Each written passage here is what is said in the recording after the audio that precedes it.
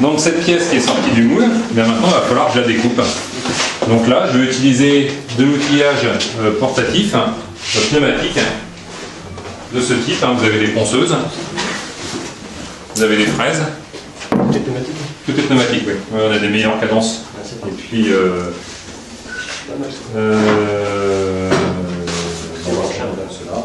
donc après, avec ça vaut quelques centaines d'euros, 200 euros à peu près la perceuse. Ça c'est une petite perceuse. Et donc avec tout ça, il va falloir venir découper la pièce du mieux possible, le plus droit possible. Donc là c'est une grosse partie de travail et il faut aussi du savoir-faire manuel. Ça reste un métier manuel.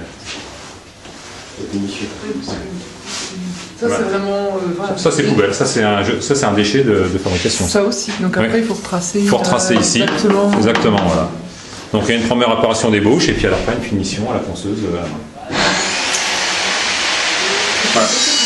Ça c'est une sableuse. Donc l'objectif du sablage, c'est aussi une opération. Donc ça c'est une table aspirante qui permet d'aspirer les poussières vers le bas pour éviter d'en mettre partout. Mais ça reste une opération. Voilà. Donc ça c'est une cabine, de sablage. Alors, vous verrez peut-être mieux par ici. L'objectif, c'est de projeter du sable par air comprimé sur la pièce à décaper et à préparer en surface. Donc on introduit la pièce à l'intérieur. Il y a un canon de sablage. On a une boîte à gants pour tourner la pièce et on vient la sabler. Ça permet de décaper la peinture ou lui donner de la rugosité si on veut l'insérer dans du composite. Si on veut faire un insert, justement tout à l'heure Romain Bernier vous parlait de pièces insérées dans des axes en carbone. Et bien pour que la liaison, le collage se fasse bien, et bien il faut lui donner un peu de rugosité de surface, pour qu'elle soit pas lisse, pour qu'elle puisse que ça colle bien. Donc ça c'est une opération qu'on peut utiliser. Dans plein d'autres domaines. Quoi. Dans plein d'autres domaines, vous faites de la préparation, du décapage. Si vous repeignez vos volets, il y a des entreprises qui font ça, qui font du sablage.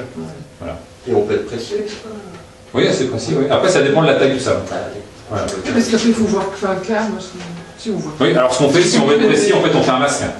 Si vous voulez décaper à moitié une pièce, il faut masquer la partie, voilà, comme une sorte de pochoir. La partie qu'on ne veut pas décaper, on la protège, et puis on va décaper l'autre.